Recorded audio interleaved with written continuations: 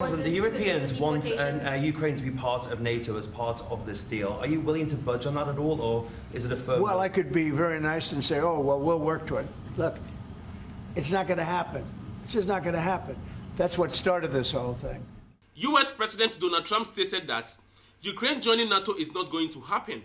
He emphasized that the possibility of Ukraine NATO membership was a key reason behind Russia's invasion in 2022. President Trump also mentioned that negotiations between Washington and Moscow are progressing towards a peace agreement in Ukraine, which he believes Russia will honor.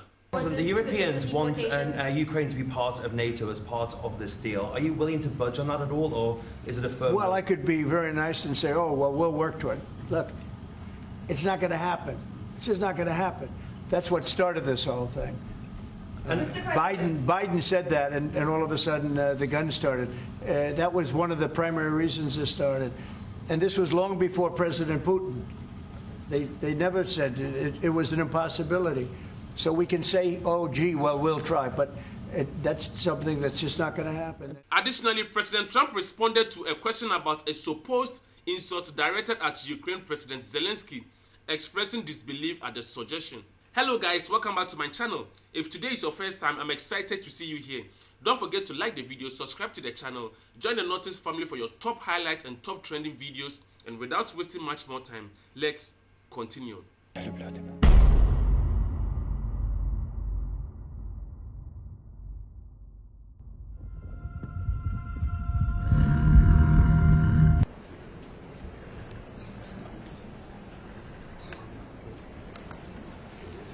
U.S. Secretary of State Marco Rubio meets with Mexican Foreign Secretary Juan Ramon at the Department of State in Washington, D.C. The meeting focused on enhancing bilateral security cooperation between the United States and Mexico. Key topics include combating illicit drug and arms trafficking, as well as improving the exchange of intelligence and investigation information.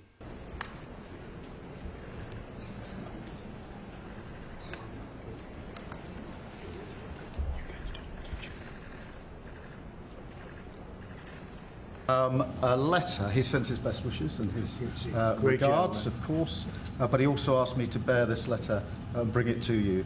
So can I present the letter from the King to you? Thank you very much. U.S. President Donald Trump accepted an invitation from King Charles III for a second state visit to the United Kingdom. This marks the first time a British monarch has invited an elected leader for two state visits in a modern history. The invitation was delivered by British Prime Minister Starmer during a meeting at the White House. Trump expressed enthusiasm about the upcoming visit, describing it as a really special and unprecedented. The strength of the relationship between us. So this is a very special letter. I think the last state visit was a tremendous success. It was. His Majesty the King wants to make this even better than that. So this is truly historic. I do need to. The answer is yes. On behalf of our wonderful First Lady, Melania, and myself, the answer is yes, and we look forward to being there and honoring the King and honoring really your country. Your country is a fantastic country, and it'll be our honor to be there. Thank you very much. Well, thank you very much, Mr. President. I shall happily take that back to His Majesty. It's beautiful. Thank you. Thank you. Vice President J.D. Vance and the British Prime Minister Starmer disagreed over free speech. Vance had previously criticized Europe's commitment to free speech, suggesting it was declining. He mentioned incidents like a British Army veteran being fined for praying outside an abortion clinic.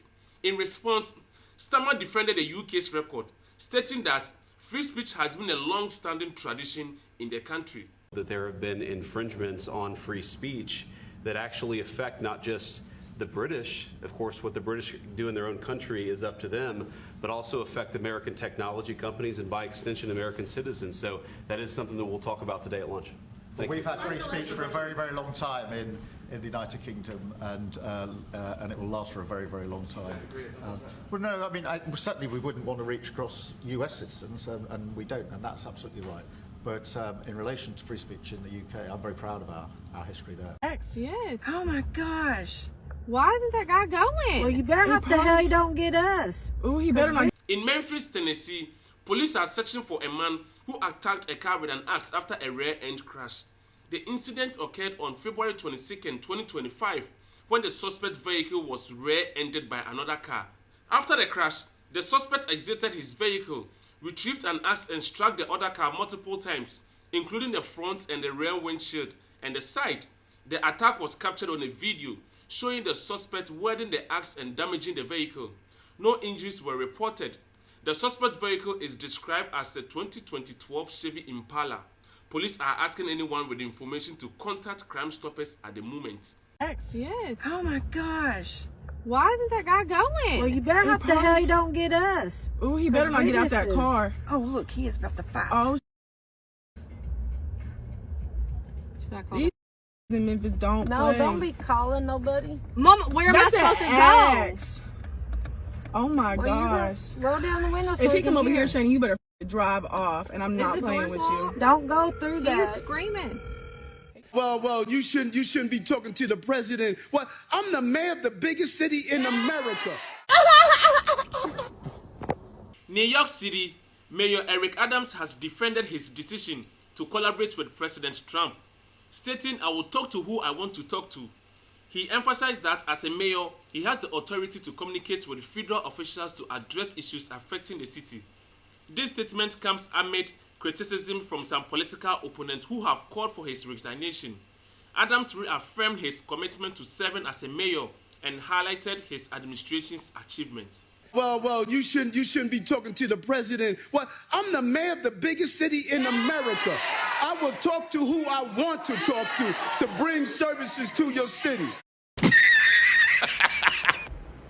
We have made a decision. We'll be announcing it very soon, and it'll be 25%, generally speaking, and that'll be on cars and all other things. And President Donald Trump has announced plans to impose a 25% tariff on import from the European Union.